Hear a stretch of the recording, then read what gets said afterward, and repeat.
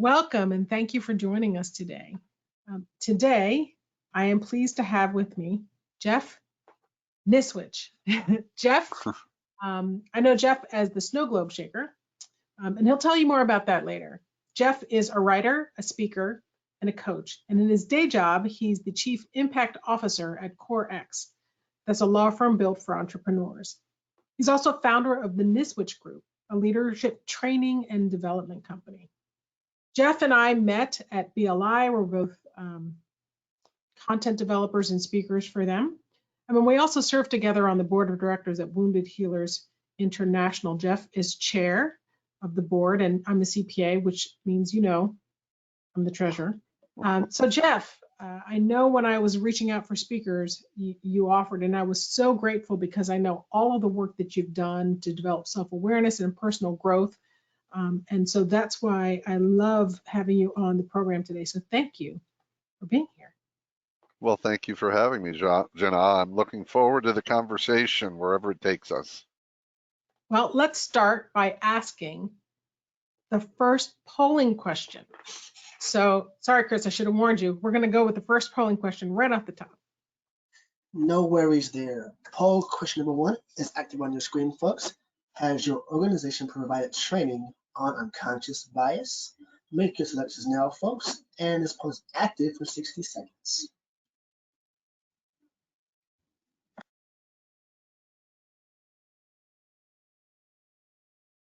While people are answering, I'm looking at people who are here. I see a couple people from Washington, D.C., so they're in my neck of the woods. Your backyard, sort of, kind of, or maybe you're in their backyard. Yeah, I'm in Maryland, so we're close. Somebody here from Toronto.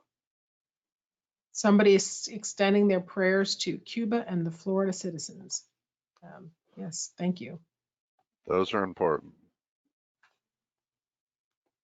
All right, folks, and we'll close this poll down in 3, 2, and 1. Closing and sharing quickly, Jina. We have a majority at 44% are saying yes, they have indeed provided training on unconscious bias. So back to you. That's fantastic. We wanted to ask that question because we just wanted to get a sense, like a baseline of where people were coming from, because we're going to be talking about self-awareness today, and that's related to bias. So Jeff, let me throw the first question at you, and that was, when we were talking about topics, this literally sentence, I versus you, came up. Can you tell us more about what that means to you? Yeah, it means a couple of things. At a higher level, it's something that came to me a few years ago as a leadership trainer and coach. I often think about the importance of self-awareness. Well, self-awareness means I need to have a self-focus. And too often leaders, you know that old saying about there's no I in team? Well, yeah, but you know what? I believe there's an I in leader and in leadership, and it's a key one because I think leaders and leadership, including personal leadership, is about the willingness to use the I, to take a look at myself, and to start with I as opposed to others. And when it comes to this topic of DEI, I think it's even more important because what I found is in having conversations, which are challenging, let's face it, they can be challenging conversations. When I start with I and even stay with I versus talking to someone else about, you know what, here, what you just did is wrong by you, and here's what you need to do to fix it, or I don't agree with you, that immediately brings up walls, brings up defensiveness. And we'll talk more about it, but to me, when I hear something that I think there's an opportunity for a conversation, I almost have a script for myself, and it starts like this. Well, for me, and what my experience has been, and I've concluded this about myself, and my hope is I'm doing two things. I'm telling them about how I see things, but I'm not telling them that's how they have to see things. It's really, to me, an invitation to see it differently versus a telling of how you need to see this differently. No, that's interesting because I'm not sure. I'm trying to decide how might I react. So let's say you and I are having a conversation and you say, I think, and this is how I feel, or this is what I think, this is how I see it. Sometimes I think we receive that message implied in that is, well, this is how I see it. So I mean, this is how you should see it. And so I think the intention is good, the I statement, but it can have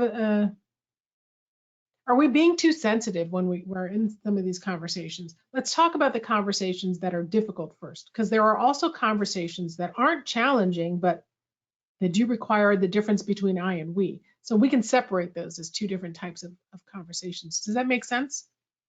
It does. Let me give you a very specific example that just popped in my head. And you can, I hopefully everybody can see and hear the difference of how this would have gone without, if I had done the you instead of the I. This is a real conversation. It happened about 2 years ago. I was sitting with a couple friends and we were talking about this issue and how this issue had become front and center. It was always there, but in our culture here in the country. And this person said to me, he said to the group, well, the thing is, I know for sure I'm not a racist. Now, if I had said anything about him at that point, it was over. But instead, this is almost, I remember it well. What I said was, you know, what's interesting is I have realized for myself that while I don't want to have those biases and beliefs, I've realized I have them in me. And I've actually concluded that I am a racist at a really, I think, largely an unconscious level. And the opposite would have been to say, you know, I can't believe you said that. Or even more subtle to say, well, you know what I think? What I think is that everybody has racist beliefs, which I'm saying you do too. Because I'm not, I really don't feel it's my place to tell him what's true about him. But my opportunity is to tell him what's true for me.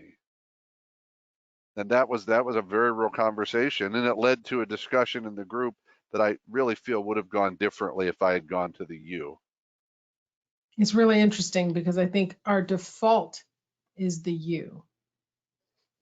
I was, I mean, I'm constantly reading things and I saw something I mentioned to you the other day. Somebody told me about a blog.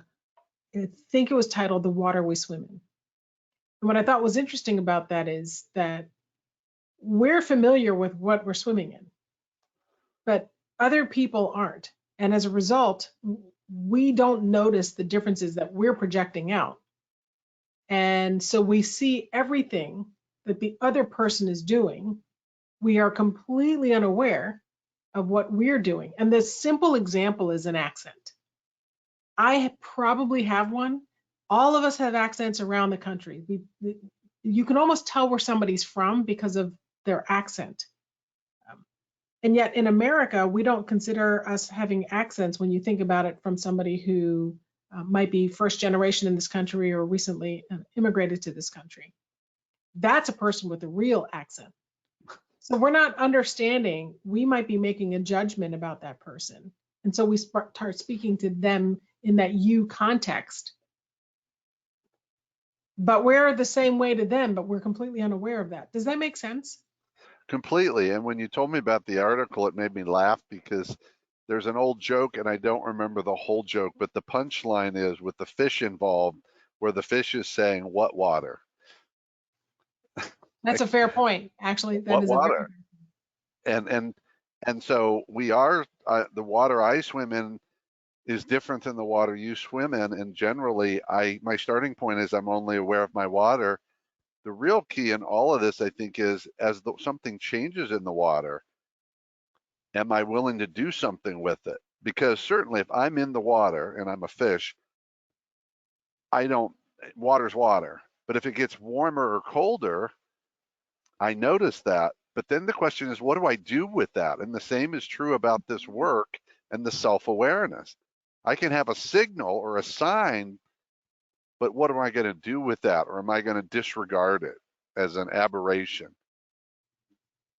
Okay, we could keep going with the water thing all day, because do you really notice when the water gets colder or warmer? Maybe if it moves quickly to those different temperature changes, but if it's gradual, you don't notice. But if another fish has been swimming in another fishbowl and now is brought into your fishbowl, they're going to notice the temperature difference immediately. And as soon as they talk to you about that difference, the response is, well, you're wrong because the water is fine here. And Well, I all think of you're that right. is a parallel to very much the diversity conversation, because when somebody comes into an organization, into a group, into a community, and they're feeling that difference and express that, and then they're shut down because clearly you don't get it. That's not what it's like here. We're not listening to the other fish sharing their experiences. And so clearly you are the one that has the issue because I'm okay. Somebody put in the comment here, and it's how does a we versus us perspective fit in? Maybe that's the direction I'm going in. So I don't know if you can address that in the we versus us question that came in as well. Well, we can. I struggle with the we. I, it's interesting, again, from a leadership perspective, a lot of leaders would use the word we a lot to be inclusive. The challenge is, though, often I believe the we gets used as a cop out, and it really needs to be an I.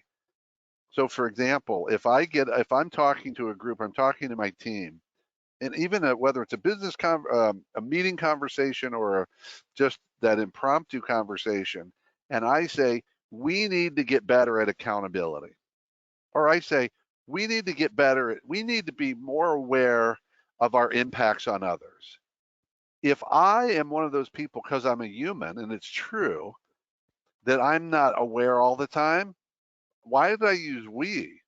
Because to me, the real ownership and the power is in saying, I need to get better as well as we. But we muddies the water and basically says, well, it's all of it. It's not really me. It's a we issue. And that's why I've always struggled with we. It's good in some places, but to me, it's a way to deflect my own responsibility and personal responsibility for my behavior, my words, my actions, and my impacts. I think when we're talking about diversity and inclusion in particular, that's where it gets challenging, because often I was at a meeting this morning. Somebody asked me what I did. I explained I'm a D&I consultant. I help with strategy and training, and I'm starting to walk through the things that I do. And his response to me was immediately about race. And I thought, okay, but that's one dimension, an important dimension. It's the one that's almost glaringly obvious and everybody jumps to it first. But it's only one area of a complex conversation around diversity and inclusion. So the us and the we conversation can already be difficult. Sorry about that. There's my dog. I was planning to let him out. Chris, our moderator, said it's okay, he can stay. And now he's interrupting because he's going to need to leave. So I apologize in advance if I have to get up. But anyway, um, I agree with you on the we, except when there's a collective group that does feel that they share something that's important, and that is as a we, we're safer in talking about it with another group or even with another person. So does we work in that case, or does that Well, I still a think it does. I dangerous think it's slippery really, to slope? me, a question. To me, it's really a question of where do we start. If I start with a we, it's almost inclusive too fast. And so I would say that what I think about is I will almost always start with I and move to the we after I've done my I part. So, for example, in that conversation with that gentleman, I'm going to talk about my I perspective and how I see myself and what I've learned about myself, and then I would feel comfortable saying, I think it's important that we have this conversation. Hmm. So it's about my risk. My antenna go up when we're going to the we too early, Mhm. and we is important to get there. But to me, if I'm sitting having conversation with you, And we've had a lot of the conversations. One of the things I'm going to project onto you, because you're a human being, is before we talk about all of us, I kind of want to know where you are. Well, you're Because an that, exception. I don't think people ask that question. And part of the challenge for me is in the we and the us. Your example for where a leader saying, well, we need to work on this and we need to work on that. And I've been in the room where like, I don't know that I need to work on it, but you definitely do.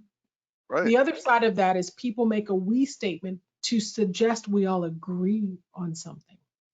And now I find myself in a bit of a pickle because I actually see that differently for a whole host of reasons. It gets even more complicated when I'm the only woman in the room.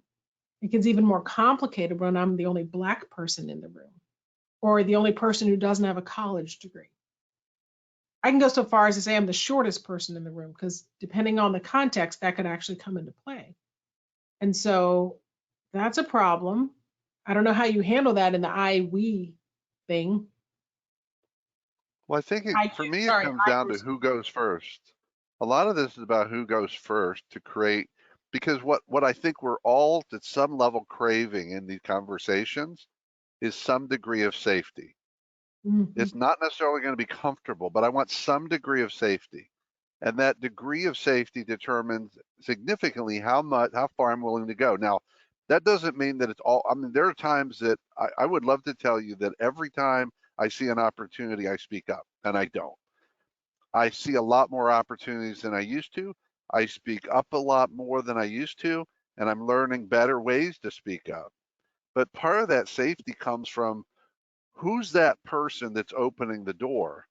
So a real life example again, I was doing a training not too long ago, happened to be with a group of accountants, and we were talking about power differentials. Mm-hmm. I think we don't talk enough about the role of power differentials. Some of them are based upon diversity. Well, they're all really diversity, but a lot thinner slices. Some could be about race, could be about gender, could be about orientation, all sorts of things. So I'm sitting in a room of 30 people, and I said, let's talk about the power differentials in the room. Now, they came out with the safe ones early. They said, well, you have a power differential because you're the presenter. Absolutely, I do. You're up front and standing. We're sitting. There's a power differential.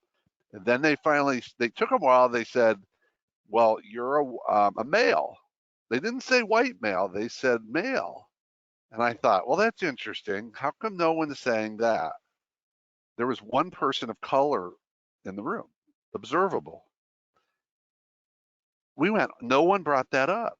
No one. Not And even to the person of me, color. I'm the one that ended up bringing it. I brought it up. And I Well, that's thought, because it was safe for you to bring it up and nobody else wanted to bring it up and be the person, oh, you had to go there, because that does happen. It depends on the room. Sometimes that doesn't happen. And sometimes it can be safely acknowledged, to your point, but sometimes it doesn't feel. and I didn't want her to speak up. That was not her place. To me, I was hoping others would bring it up. And I finally said, well, let's just be honest here. There is a big power differential here because we have a person of color in the room, and we don't want to talk about that. But if I bring that up, because I believe that I think what can happen here, Janan, I'd really love to hear your perspective on this, because you do this training on a regular basis. You're going into a group, and if you're talking to, in some cases, a group that's predominantly white men, there can be some defensiveness that comes up because this message is coming from you. The other, you're the other. And I think there can be additional walls of someone saying, well, you're overreacting, you're overly sensitive. But when I say it, they can't really say I'm overly sensitive because I'm in their group. And so I think that's, again, back to how do we create safety? Because I think part of the opportunity here is in what ways can we do this differently so that we create enough safety to start having more of the conversations that matter. Not perfect. It's never going to be perfectly safe. It's not. That's not realistic. So I'll respond and then we're going to go to this second polling question. So heads up, Chris. I I think, especially thinking about it in terms of I versus you, now we're getting back to the we. One of the things that I try to do, if that comes up and if I do feel that there's some hesitation, because most of the time I'm presenting to a group that is majority white, if not all white, is to acknowledge that we all know the feeling. We all know what it feels like. And it might be a feeling I experience because of race or gender, but you're a white guy and you've had this feeling too. And so if we can tap into this to the feeling and understanding that what's triggering that feeling is different.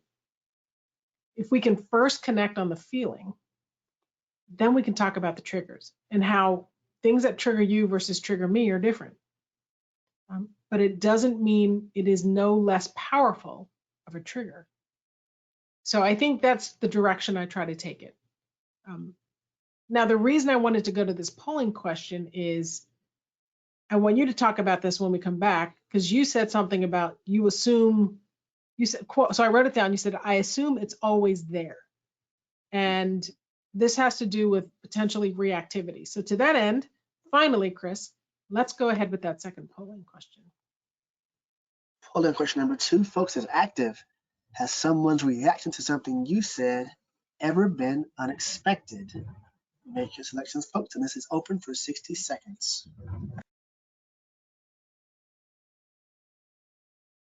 So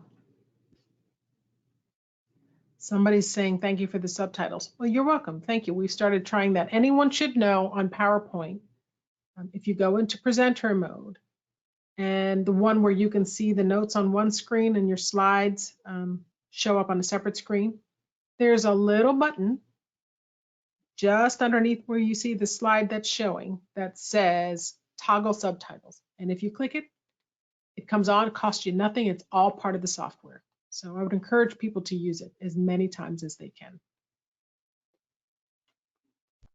Alrighty, folks, and we'll close down in 3, 2, and 1. Closing and sharing to the group. So 83% of you are saying yes, indeed, to the polling question. So back to you guys. Yeah, I know I've done that. And so the first thing that comes out of my mouth, Jeff, is when I've said something and somebody's had a reaction. Well, I used to say this, and I know a lot of people have said this is, well, that's not what I meant. You heard me wrong. There's that you word again. And so you say, I assume it's always there. What does that mean? What do you do when that happens? Yeah, so real quick to follow up on what you said, it's all you statements typically if we're not thoughtful about it. The only I statement is, this is the tricky part. It's an I statement, but it's really a you statement. That's not what I meant. So I did use the word I, but what I'm really saying is, because that's not what I meant, you shouldn't be offended, you shouldn't be bothered, you shouldn't be defensive. So I'm telling them that it's a disguised you comment, right? So where this question of assuming it comes in is this. First of all, I think in those scenarios, and I think a lot of things we need to be nimble, but sometimes scripts are helpful. Mm-hmm. One thing I believe we should never say when we interpret some sort of impact or it's communicated is anything like what you said. Get rid of that. If I say to you, if you say it to me, Jina, and I say, that's not what I meant, I just dismissed you, I minimized you, you shouldn't feel that way. I'm diminishing, I'm basically saying you shouldn't have had that impact, but you did. So this is all your fault. And I have no responsibility. So we're going to get rid of those. The phrase I love to use here is, if you're going to talk about intent, it's just to set it up and say, you know, Jina, that was not my intent, but that doesn't matter. I really want to understand how I impacted you. So that's some different language to set up the conversation.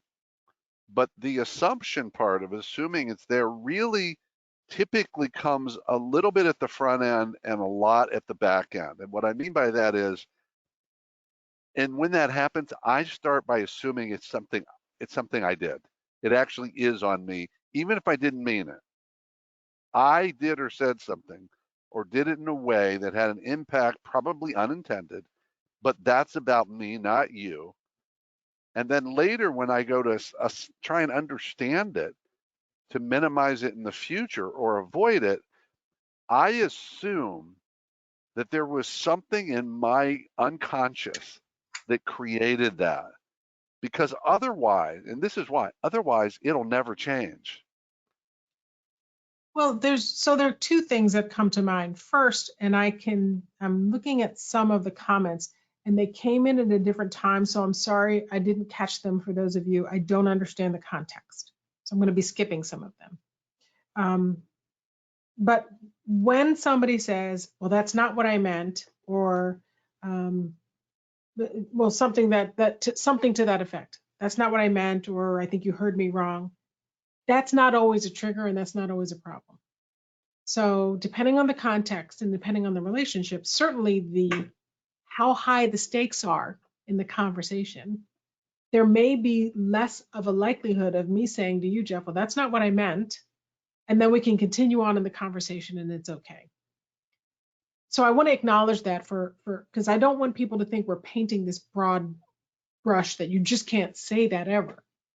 What I would like to invite people to think about, though, is if I said something to you, Jeff, and you are having a reaction that is a complete surprise to me, if I come back with, well, that's not what I said, or that's not what I meant, and you immediately pull back, I can see from the expression on your face or the shift in body language that, wow, I have just now doubled down on whatever it is that offended you. I have a decision to make in that moment. If I can be self-aware enough, I might be able to back up and say, wow, I think I just stepped in it. And then go from that wasn't my intention. Now I have to hope that person feels safe enough to share with me the offense. So that's not what I mean is a problem when it's a problem, and it's not a problem when it's not. And therein lies the complexity of the dance of trying to talk about difficult things. And when you start putting, you're a white guy, I'm a black woman, and if a conversation comes up about something political or something racial, we are primed. I'm waiting for you to say something so I can go, you don't understand, that there's a risk of that happening. And so in the entire D&I conversation, we are, as soon as we say diversity and inclusion, we're now primed to get on that we're going to be uncomfortable already. Does that make sense? It does. I think the thing that comes to me on all of these topics, because you said a broad brush and it's complex. So the challenge is if we've got something that's complex, it's really difficult to move through it with it's got all its complexities. So what I like to do is I like to simplify it, not ignore the complexities, but simplify it in terms of what's my starting point. So that's where we get to in terms of saying something like, I didn't mean that. For many of us, that's our default. And I'm intentionally using the word our. I can start with I because that's my default, and it's very often our default. And then we look for times not to use it. What I'm suggesting is let's have our default be that we don't use it. So we actually only use it when it really fits. And a lot of this to me is about having those simple starting points back to the assumptions. And I think I told you this. When I look at a scenario, I have a couple of ways to look at it. And this actually happened, I think, our first conversation, and I'm not going to remember the exact words, but I said something that had an impact on you. Mm-hmm. And you were honest about it, which led to a really beautiful conversation, and I feel like really accelerated our relationship mm-hmm. because you were willing to speak up.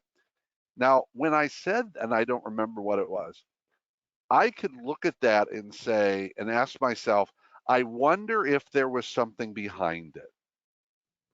Now, what? I remember the conversation very well. I remember what I said.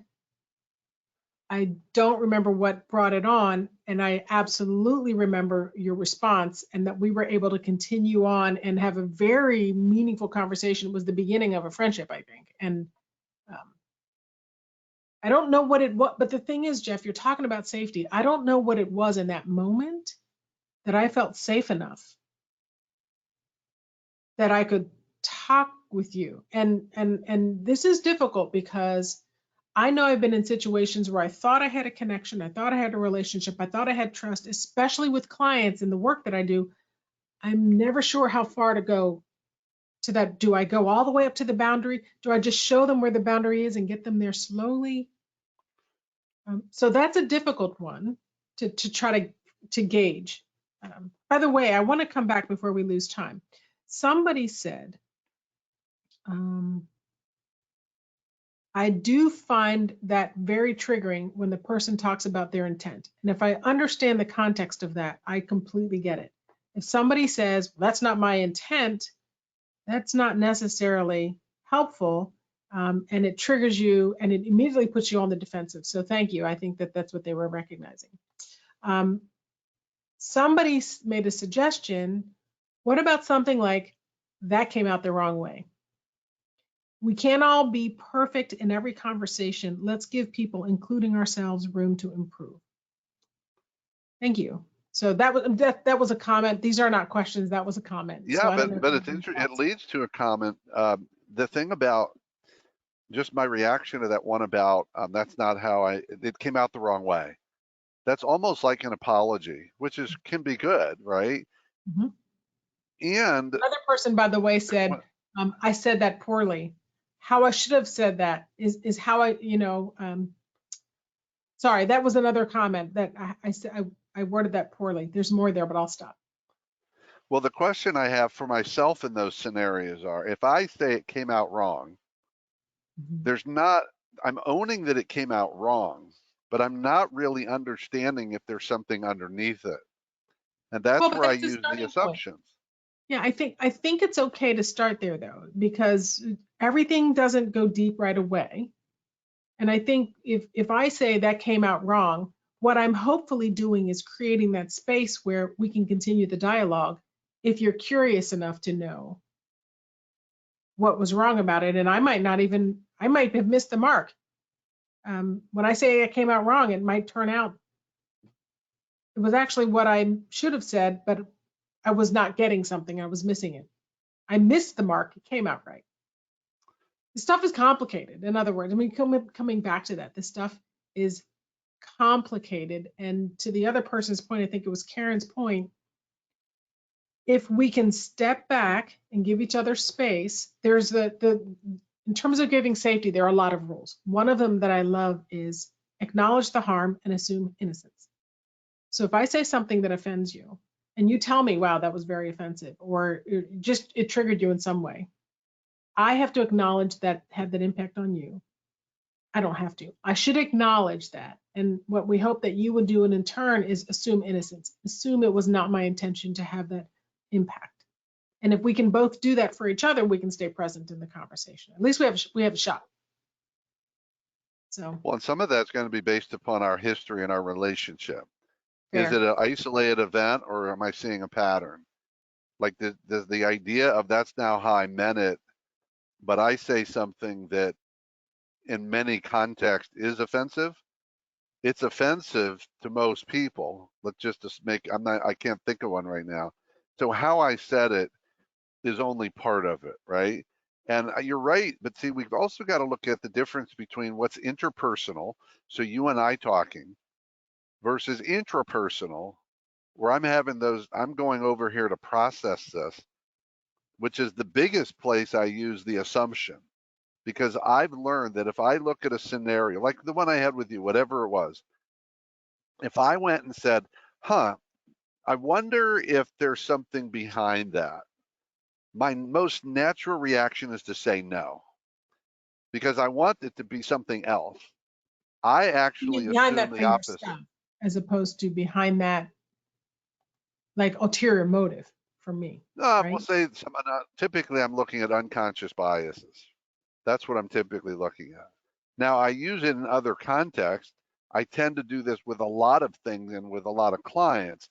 For example, just to put it in context, pun intended, fear is something that a lot of us don't like to acknowledge. So when I look at a scenario, I don't ask myself, am I afraid of something here? I ask myself, what am I afraid of here? It's amazing how I actually get more answers to the second question. And with the potential for unconscious bias, I do the exact same thing. Instead of saying, I wonder if there's an unconscious bias here, I say to myself, what is the unconscious bias here?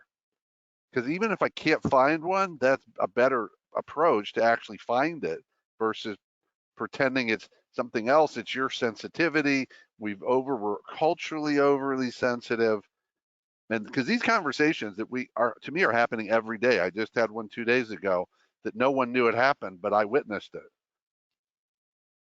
So I'm going to play devil's advocate for a moment, because we talk about unconscious bias, and I do this work for a living, and I'm tired of hearing about unconscious bias. And I say that kind of sort of tongue in cheek and kind of not. Our brains are wired for bias. It is how our brains function, and it isn't necessarily a bad thing. It is a normal thing. The challenge with bias is when it extends out to becoming a stereotype, and those stereotypes are being applied, broad stroke. All Black people are this way, all people with disabilities are that way, all white men are this way. Well, clearly that's when it becomes a problem. There are also natural tendencies as humans to cluster and to do other things because, it's how we were wired, it's how we survived. Maybe what we can talk about is maybe it's a blind spot as opposed to it being a bias, because a bias, you're not going to overcome brain wiring, but you can start to recognize when you've missed something, when you haven't taken something into account, where you've learned to just automatically process a thing in a particular way and haven't necessarily considered some other alternatives. Now, I'm not saying unconscious biases aren't real, they're very much real. But we can't say we're going to just become not biased, because that's just not how our brains work. Sorry, so I was like playing devil's advocate. So I'm playing back on you. You're right, we can't get rid of all bias, certainly unconscious bias, but because they're blind spots, if I'm willing to own them and see them, then I can do better with them. I may have others, and it may take me time to get past that one. So it's not about yes or no, but there's a journey. This is a journey through this. So for me, yes, it absolutely is a blind spot. The question is, how do I bring it into the light to do something about it? And I have found, just for me, and I really keep coming back to this, I assume it's something in there because otherwise it's more likely to stay in a blind spot, because I'm safe in a blind spot because it's not my responsibility. And some of, on this trip I recently took, that happened a number of times where some things hit me and I went, wow, I never realized that was in there. So it was a blind spot. And because I assumed there was something in there, I was able to see it and bring it. I always look at the blind spot almost physically. It's literally in a blind spot. I can't see it. Like when someone says, I know all my blind spots. Yeah, that's a giant blind spot in my judgment. Yeah. I'm going to bring it out here to see it. Jane said an unconscious blind spot. There you go. She put it all together for us. Yeah, absolutely. You talked about, okay, so there are a couple of things that you said in our notes. I wrote, subtle to me, but probably not to them. And then you said impact conversations. So, and I know there's some things here on the slides. I started to look at them, but I wasn't sure which ones I should be bringing up for some of the things you were talking about. So I don't know if there's anything in particular that you want me to bring up. You had shifting perspectives. We can talk about that. Yeah. Leadership awareness, leadership truth, transforming the conversation. Actually, maybe I'll go to that slide. Because you said it's subtle to me, not to them. Yeah. So impact conversation, what's that? Oh, wow, it's 3:41. We only have about 15 minutes. Well, an impact conversation is one that is intentional, at least by one of the parties, and this is where the leader, and I'm not saying positional leadership, who's going to lead this conversation in a better direction. I like this opening question to someone. For example, in that situation where I impacted you, you were, in my opinion, courageous enough to be you were just direct. You told me how it impacted you, and we talked about it. And I learned a lot about myself. I learned a lot about you. It was a great conversation, in my opinion. But if you come to me and you say to me, are you open to an impact conversation? It does two things. One is you're asking that person, you're asking them to be open. And that word open, if I say yes, I've kind of committed to a level of openness, not perfect openness, but as opposed to, can I talk to you about something? I Hmm, don't know what that means, because that's how that's we fair. start a Yeah. lot of these. Can I talk to you about something? When you, Well, if here's you the say thing. that, and if you say that I'm bracing myself and I'm almost ready to be agitated, versus if you say, am I ready for an impact conversation? Am I open to an impact conversation? I'm still expecting to be agitated, but I'm open to it. And one of the things that we know for a fact, the way our brains work, is if I know something is going to be uncomfortable, it's always a little bit less uncomfortable than I expect it to be because I'm prepared for the discomfort. So to your point, asking if you're open to an impact conversation can help it be more meaningful and reduce my reactivity, not eliminate it, but hopefully reduce it. Well, and it also, this is something, we may not do this with strangers. They may not understand it. This is one of those things we can agree on within our group or organization or team, that this is the language we're going to use so people know what it is about. And the reason I focus on the impact conversation is I'm going to switch it so I can do a better job of role playing it. If I come to you, Jina, and say, are you open to an impact conversation? And then I tell you about when you did this, when you said this, the impact on me was. Mm-hmm. That's about me. Your behavior was just for purposes of the sharing the impact. And here's the thing I believe. It's not that we don't do it, but when we think about it, it's impossible for you to argue about the impact because it was my impact. Now you can try it, but it's not really meaningful because I had the impact. Like I say, when you said this, the impact on me is I felt small.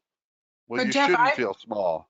I Well, know from my experiences being on the other side of that conversation, other people telling me the impact I had on them still could trigger me.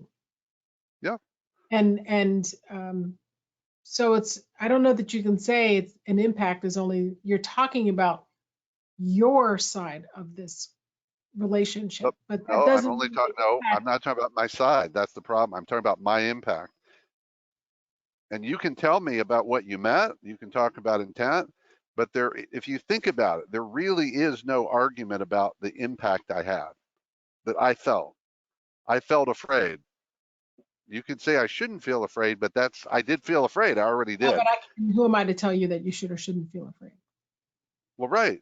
I mean, there's no place for it. And the goal here is to get people focused on, because if that point, I want to understand the impact on you. And that's the So ownership part. something came into so there are two things. One, and Brandy, thank you so much for bringing this up. Brandy said, non-ableist words like blind spot should have an alternative language like an area of weakness. Usage of this term is also an unconscious bias. So Brandy, thank you. I just She want to is, acknowledge. and you know what, right on, Brandy. Yeah, I just was listening to a book about a month ago talking about that, and I'll be it's just everywhere own now. it. And I haven't found a better word yet. She's absolutely right. Yep, the other absolutely. thing that came in here, and Lisa said this, and I have to tell you, I had the same reaction. If you said to me, quote, are you open to an impact conversation? I would have zero idea what you meant. And so I think, but I understand your point, and that's language that you use. And I think what's important about that is different organizations, different relationships, different people, different approaches. Understanding what we're trying to communicate is the key. So if you said that to me and I wasn't sure, hopefully the response is, well, I'm not even sure what an impact conversation is, and we can go from there. But I would agree. I just But wanted to here's the reiterate. I hope thing, you though. know. You only don't know that the first time. It's only Fair. the first time you don't know that. If I say that to you, you don't know the first time. after we have one, the next time you know. And that's why it's an organizational conversation, ideally, or a team conversation. Because if you think, I'm a big believer in the power of words that make things safer or more difficult and feeling unsafe. Things like, well, we've talked about some of them already, but me saying, hey, can I tell you my side? What is inherent in that? We have sides now.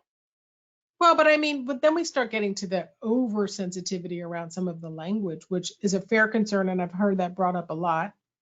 I'm looking at But the I'm going to time. challenge that and say it's not about sensitivity, it's brain function. If you tell me we have sides, then we absolutely have sides. If you tell me we have differing opinions, we absolutely have differing opinions. And differing opinions aren't solvable and different sides aren't solvable. But Well, I from a don't agree brain, with this that. is brain function. But pardon? I don't agree with that. But I mean, there's one thing to talk about brain function, then there's to talk, then there's the language we use to um, share our ideas and how we're seeing things. So I mean, I get your point, but I guess I'm struggling with that. I want to Well, go my back. offer there is that we dismiss our words too often, in my opinion, to our detriment. And if we could realize the words that we say have meaning and have impact, and then the question is, am I willing to change them to diminish the impact on others? And personally, I think that is a commitment that we can each choose to make individually and as an organization. So I want to address. I want to respond to a comment that's here, but before we do that, we do need to go to our third polling question. I want to set it up though. The reason that we wanted to ask this polling question is so much of the work around noticing those impacts, thinking more about the impact on you, really comes down to a question of self-awareness, which is often rooted in mindfulness. And so that's why we wanted to ask this question. So let's go ahead and launch that polling question. Polling question number 3 is active on your screen, folks. Do you have a mindfulness practice? Check all that apply. 60 seconds, and at you are ready. Go ahead. So the comment here is, I guess it's a question, what is your goal with all this analysis and second guessing? And the reason I wanted to bring that up, especially around this one, is what I would like to offer there is it isn't so much second guessing as it is reflecting back on something. I can see the word second guessing coming into play if I'm doubting something. I would reframe it as exploring and revisiting something to see if I can see it a different way. And that's all we're encouraging to have in these conversations. Because if we stay, if we're inflexible in how we see something, then we can't make progress when we're navigating difference. I think that's what it comes down to. That's where I was going with that. Alrighty, folks, we'll close this poll down in 3, 2, and 1. Closing and sharing for the group here. So you have 45% of the majority saying something else, i.e. other than meditating, journaling, and yoga, or prefer not to answer. So what do you say to that, Jina? As long as it wasn't a no, I don't do anything. We have a lot of people who say they prefer not to answer, and that's okay. I respect those who came for the free CPE because I will raise my hand. I have done that too. Or just prefer not to answer, and that's okay. I think what I would encourage people to do is just mindfulness, I think, has a bad rap. A lot of people might think it's just, sitting there and doing the meditation in the way that people perceive it to be. But it's really about reflecting, thinking a little bit more deeply about something, exploring something with some more curiosity and staying open. And these are the same things that we're asking people to do, especially in the shifting of the perspective, Jeff, bringing it back to I versus you. Having a dialogue where we disagree, because even a moment ago we were kind of disagreeing, but having a dialogue where we can agree because I stay on my side and you stay on your side and we keep exploring that. That's the crux of the I versus you, isn't that? It is. It's interesting that question, something, as we were reading that polling answers, I hearken back, I think it was you and I talked about this. I love to give correct attribution. And I think it was your phrase, the know better, is it know better, do better? Oh, that wasn't me. There's a famous phrase that says when you know Okay, better. so maybe I heard it from you, and I look at that and say we have to have the whole phrase. And too often, this whole conversation is about do better. You know, you need to do better at something, or do less of this or more of this. Well, that's difficult when I don't understand that. And so I look at these together and say, this whole idea of reflection is about I'm choosing, I want to know better so I can do better. And what I really want to know is not what's right or wrong, because there's always going to be differences, except some extremes. There are certain things that I think most of us would agree on. But what I want to know better is myself. And I want to know myself in order to do better and have less unintended impact. That's my goal, is to have less unintended impact. Now, I think my goal isn't to walk around poking people in the eye. I know I walk around poking people in the eye, figuratively, not literally. And I'd like to believe I'm a work in progress. By the way, Dennis shared that there's something called a karma podcast. Maybe I got that wrong. It's not meditation outright, but it helps focus on mindfulness on walks. So that's a really great idea. So thank you, Dennis, for sharing that. There are a lot of ways to practice mindfulness, even if it just means going on a walk and not being on your phone, just noticing where you are. By the way, when it says, I think the saying is, when I know better, I do better. And the meaning behind that is, it was something along the line, if I make that mistake once, okay, I learn it. If I make that mistake again, what is it? Shame on me. It's that thought. When I know better, I should do better. I shouldn't be making the same mistake twice. All Well, right, I so think one of the things in here where I think that, and I just hit me that maybe I haven't said this out loud, so we're going to see how you react to it. I'm thinking this might be an exception to the I and you. The recent conversation I was a part of, a lot of the conversation was people in the group were feeling that there's an excessive amount of cultural sensitivity. The specific topic, just so everybody knows, was about names of professional sports teams. Now, I used to live in a city whose team name has changed. I used to live in Cleveland, Ohio. It used to be the Cleveland Indians. It is now the Cleveland Guardians. And what was interesting was the people in the group used that example, not all knowing I'm from there, saying, well, it's ridiculous. Nobody really complained. And I said, well, actually they did, because there were protesters. Well, were they actually natives? And I said, yeah, actually they were, because one of my best friends was down there regularly.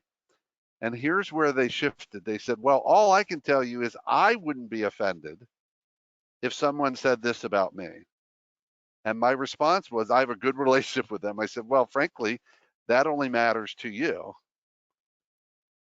So why are you judging everyone based upon your standard? Because that's all about you and nothing about them. So I think this is a flip, where the choice I make is, when it comes to the impact, because something doesn't impact me, doesn't mean it doesn't have impact. right. So I think that might actually be an opposite. Wall in that conversation, because I'm listening to that thinking that can have ended well. But It did actually, because everybody had good relationship. Good. I'm glad to hear that. That was because of the relation. It went well. So Jeff is on I think it's on a public Wi-Fi, and it just sort of fizzed out, and the timing is perfect. It is 3:55. And so it is it's the point when we start to wrap up. So any final words? I know there's a lot we said we were going to talk about, we didn't. So I'll give you another minute if there's a final thought you want to share. Well, the one that I want to share is one, I think there is a slide on this that I heard many years ago. And I love to give attribution. I just don't remember where it came from. And that is the phrase, we judge ourselves based upon our intention. Others judge us based upon our impact. And I may not like that, but that doesn't make it any less true. And I call very few things truths, but I think this is a truth, that I'm going to be judged by, I'm judged by you. I'm judged by everybody on today based upon the impact I had on them. And my intent was my intent. And I'm judging myself on that. And the question is, to what degree am I willing? I think this is important in this conversation. Am I willing to let go of my attachment to my intent to Well, better maybe it's understand your impact? well, and better understanding how my intention now shows up in my actions. Yeah. So we'll leave it there. Before we go to that last polling question, as a reminder, this is a bi-weekly series. I do this every other Friday. Coming up next time, 2 weeks from now, is Sylvia Dion. She's going to be joining me. She's got some really great insights. She's a very proud Mexican-American Latina, and she wants to share her experiences as a CPA, as a Latina, and hopefully help it to encourage and help our profession become more diverse. And so with that, I want to thank everybody for joining us. I appreciate you being here. Jeff's contact information is on his slide. Mine is here. And if you have any further questions, you can email him and you can email me directly from these slides. Download the PowerPoint, click on the email right there off the PDF, and you will jump right over to send us messages. So that's it. Thank you, Jeff, for being here. And Thanks, Jina. back to you.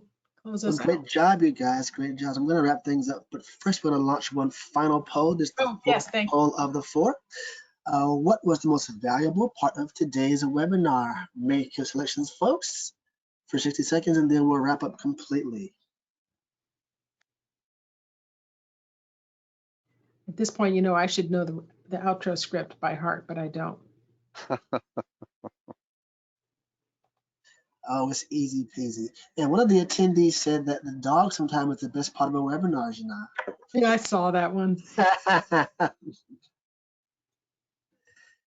Thank you guys for chiming in so quickly on this very last poll. We're going to close this down in about 20 seconds. The dog is great until he starts barking. I think we all have been on those meetings before.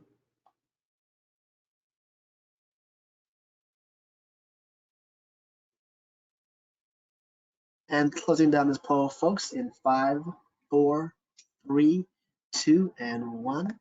Closing down, folks. And we at CPA Academy, we're going to wrap things up for today. It's been fantastic being with you guys today. Your CPE will be processed today and will be available within 24 hours. Each of you will be receiving a full webinar evaluation in your account as well. Thanks so much to Jina and Jeff today, and thank you for audience for coming to spend your time with us today.